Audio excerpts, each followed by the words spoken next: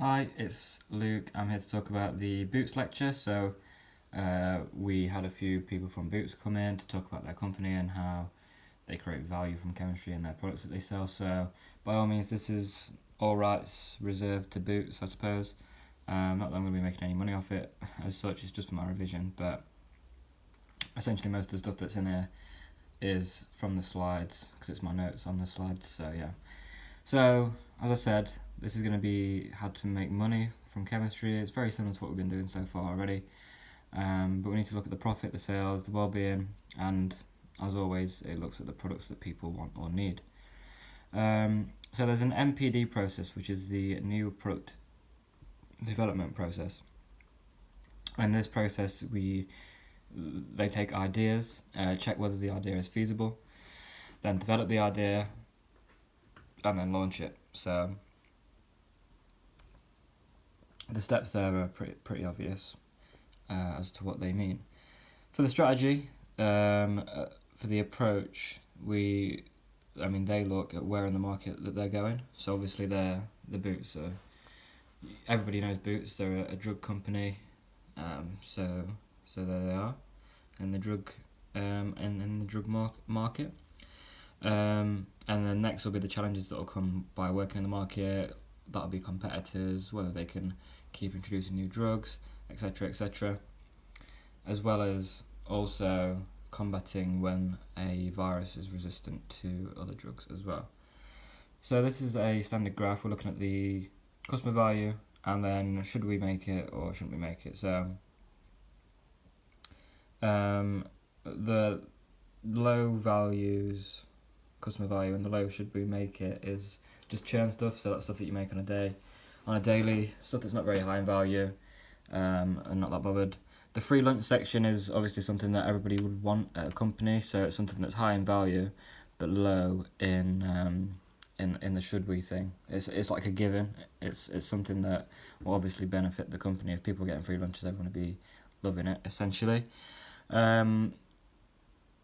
High should we, low customer value. High customer value is big opportunities. That's high profit usually. And then there's a high should win, a low value, and that's low return. So that's technically the worst part of the chain, I'd say. And as I mentioned earlier, the free lunch is basically what a customer loves and is easy to do, but hard to achieve. So, market awareness. We need to understand the consumer's needs and the market dynamics, how the market's evolving, and what the consumer wants. The role of brands.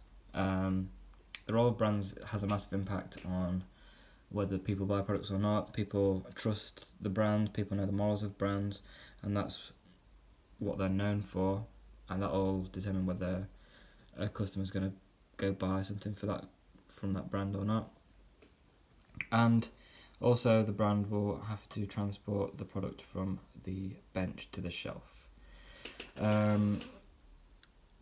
Regularity for the environment, where the product's sold.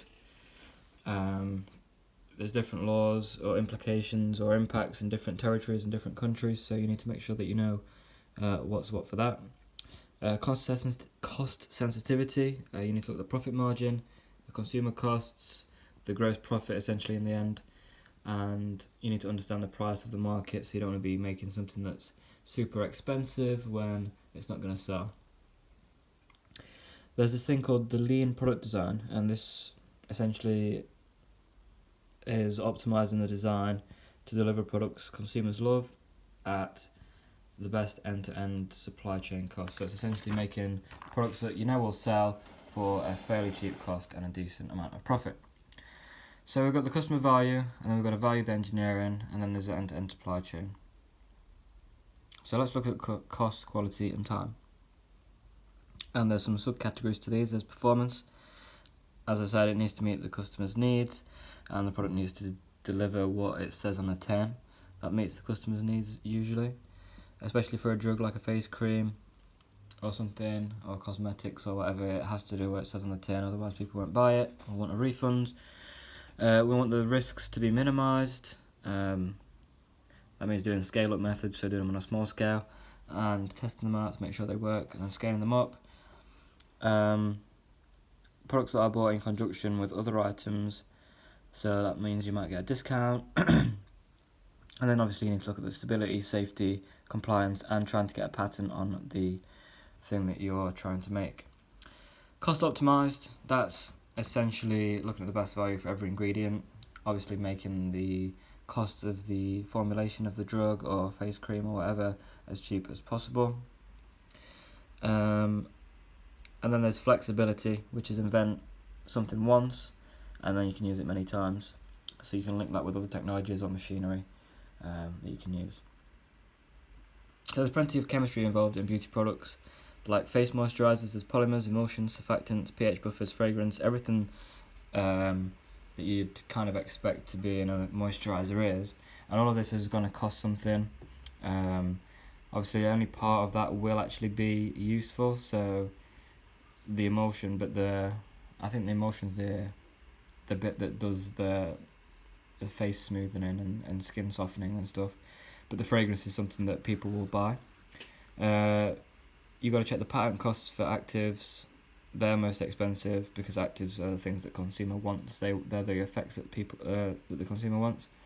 So you need to make sure there's a cheap cost, but you also need to maintain the quality of the product for a high profit. And obviously that's why a lot of beauty places end up doing the tests and show, they do a combination of materials, they design it, then test it on consumers, and they normally produce adverts with their agreements, or like how many of the testers will agree with that. And as I said earlier, consumers may buy for the fragrance or feel and usage of the face cream. So I want to cost optimize this. Obviously the costs will include the raw material costs, the formulation costs, unit costs, which is the manufacturing, and then there's an annual cost of everything together, and obviously there'll be labouring costs as well. Modular design is better than an integrated design due to integrated being a one component, which gives many function elements. Boundaries between blocks are difficult to identify. I'm not sure what that's supposed to mean, but there you go. Changes to one component may require extensive overall redesign to the modular. That's a batch. And then batch, one module gives only one functional element. There's well-defined interactions between the modules, and then changing one module doesn't affect the others. I'm not really sure about all that stuff, but essentially modular design is better than the integrated design. So we've got this rheology evaluation which needs to be done for facial moisturisers. This is specific to facial moisturisers, although there'll be some sort of processes that are similar to other forms of beauty products or other products that are just out there anyway. So this is how easy a product breaks down or sinks into the skin. Obviously we want it to work the best it can, and depending on what performance you're after will depend on whether it sinks into the skin better or worse. Well, that's the plan anyway.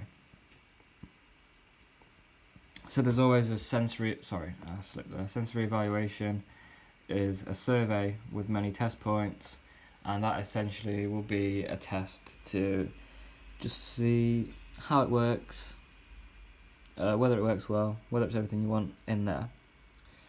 So what is an emulsion? It's something that's two immiscible liquids with continuous and dispersed phases. They are unstable. Emulsifiers reduce the surface tension between these immiscible liquids, but it does give long lifetimes, and the use of chemical calculations will see if the products will be stable for the shelf life. So because they are unstable, we need to make sure that the product will be have a long enough lifetime to last until the consumer wants to buy it.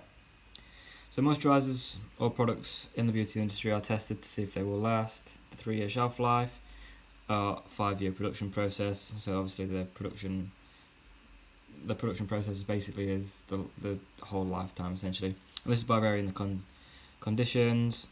The sample can degrade by sedimentation, the Ostwald ripening, flocculation, coalescence, phase invasion, and creaming. And we could use Stokes' law, which is velocity of a droplet equals 2r squared gp minus p naught over 2n, to make the velocity low, which will improve the stability. Obviously, reducing droplet size will improve stability, match the densities will improve the stability, increase viscosity in the continuous phase, and produce a continuous phase structure. And obviously there's performance testing, which is demonstrating the product working, then advertising it with the results. Sustainability. Obviously we need to meet the market need without compromising the needs of the future.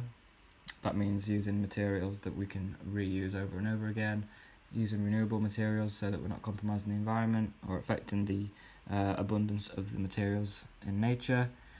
So things to look for in product design as a conclusion. The overall design, we need to look at the packaging, energy, waste and end-of-life impacts all taken into account.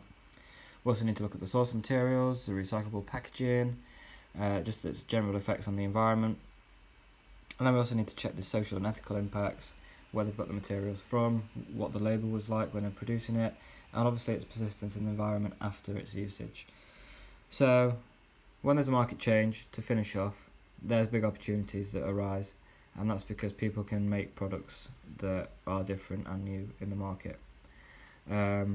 These market changes can be legislation changes, cost optimization, quality issues, or enhanced performance of a current product that's out there already. And this can be a huge impact to the market, and this could lead to the production of other molecules, other materials that will have a better usage, and that's just keeping up with the market change. So that's this Boots lecture essentially on how to get a product from bench to bank almost. Next up we'll be looking at universities and how they're interested in patents and how they earn money.